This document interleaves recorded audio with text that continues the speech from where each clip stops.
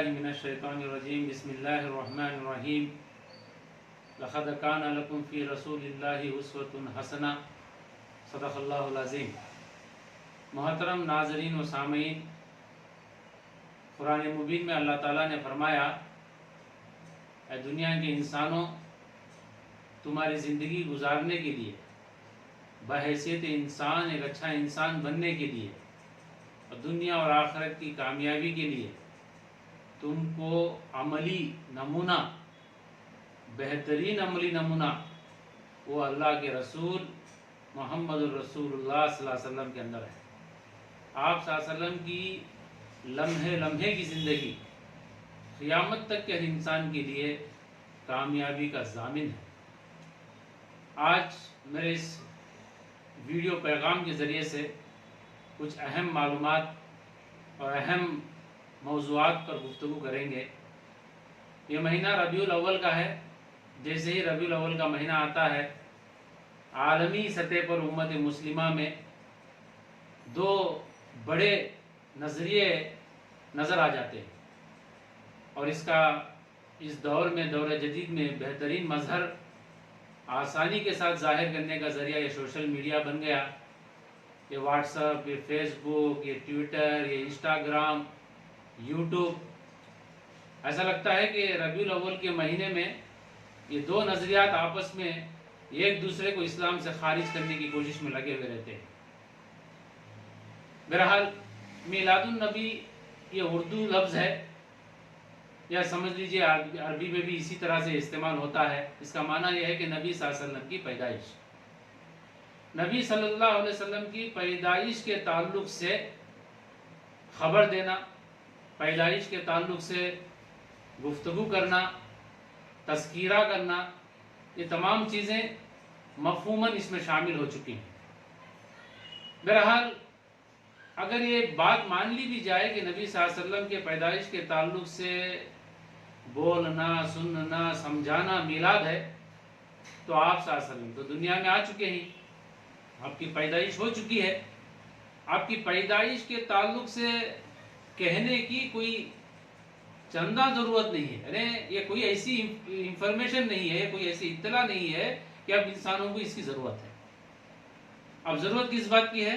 ضرورت اس بات کی ہے کہ اس نبی صلی اللہ علیہ وسلم کے زندگی مبارکہ میں انسانیت کی فلاح و بہبودی، آپ کی جوانی کیسی گزری، آپ کی نبوت والی زندگی کیسی گزری، آپ کے گھر کی زندگی کیسے گزری، آپ کے دوستوں کے ساتھ کی زندگی کیسی گزری، آپ کے خاندان والوں کے ساتھ آپ کی زندگی کیسے گزری، آپ کے دشمنوں کے ساتھ آپ کی زندگی کیسے گزری، آپ کے ملک والوں کے ساتھ آپ کی زندگی کیسے گزری، اور بالآخر انسان کے ساتھ آپ صلی اللہ علیہ وسلم کا معاملہ بحیثیت انسان ہونے کے کیسے تھا۔ ان چیزوں کو اس وقت ساری دنیا کی انسانیت کے تک پہنچانے کی اشد ضرورت ہے، اور یہی تقاضا ہے بحیثیت محمدی ہونے کا۔ اب ہمیں کوئی یہ نہیں پوچھے گا کہ آپ کے نبی آئے کہ نہیں آئے، آپ کے نبی پیدا ہوئے کہ نہیں پیدا ہوئے۔ ہمیں ضرور یہ پوچھے گا کہ آئے مسلمان، اے فلاں، تو یہ جو کام کر رہا ہے، یہ کام کہاں کا ہے، کس نے کہا تمہیں ایسا کہنے کے لیے؟ یا تو پوچھنے والا پوچھے گا، یا نہیں پوچھنے والا دیکھ کر ضرور اپنے دل میں سوال پیدا کر لے گا کہ یہ جو کر رہے ہیں محمدی یا مسلمان دنیا میں، یہ کس کا طریقہ اپنائے ہوئے ہیں۔ ہمیں اب چاہیے کہ ان تک پہنچیں، ان تک جو ہے عملاً پہنچیں، ان تک قولاً پہنچیں، ان تک حالاً پہنچیں، اور ان کو یہ بات پہنچائیں کہ محمد عربی صلی اللہ علیہ وسلم صرف مسلمانوں کے نبی نہیں ہیں، وہ سارے عالم کے انسانوں کے نبی ہیں، وہ رحمت للعالمین ہیں، وہ خاتم النبیین ہیں، وہ جو ہے بشارتیں سنانے والے ہیں، اور آخرت کے اعتبار سے جنت جہنم کے تفصیلات بتانے والے ہیں۔ دنیا کی زندگی کے اوپر آخرت کی زندگی منحصر ہے، اس کی تفصیل بیان کرنے آئے ہیں۔ وہ تیرے بھی نبی ہیں، میرے بھی نبی ہیں، دنیا کے کونے میں بسے جہاں تک بسی ہوئی انسانیت ہے، ہر انسان کے نبی ہیں۔ اس پیغام کو اصل جو ہے ہم پہنچانا تھا۔ یہ عشق رسول کا تقاضا ہے، یہ حب رسول ہے۔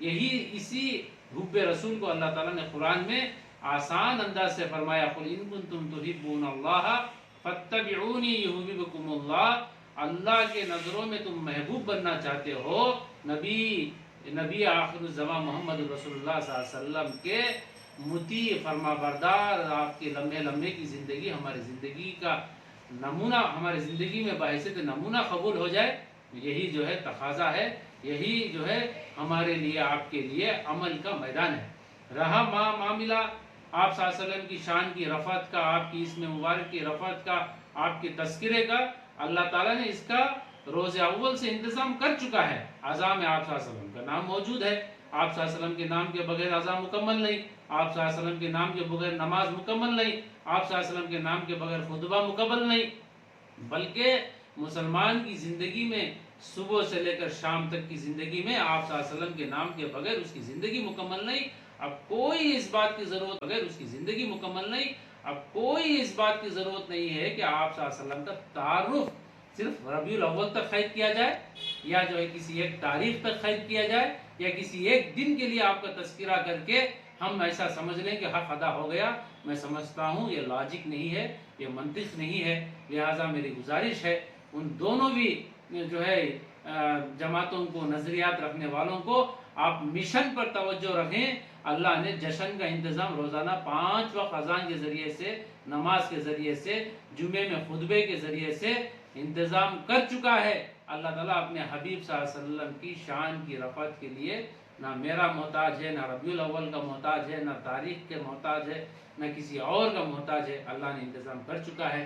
اللہ تعالیٰ سے دعا ہے کہ اللہ تعالیٰ ہمیں صحیح طور پر دین کی سمجھ نصیب فرمائے، اور آپ صلی اللہ علیہ وسلم کا صحیح متبع اور امتی بننے کی توفیق نصیب فرمائے۔ آمین والحمدللہ رب العالمین۔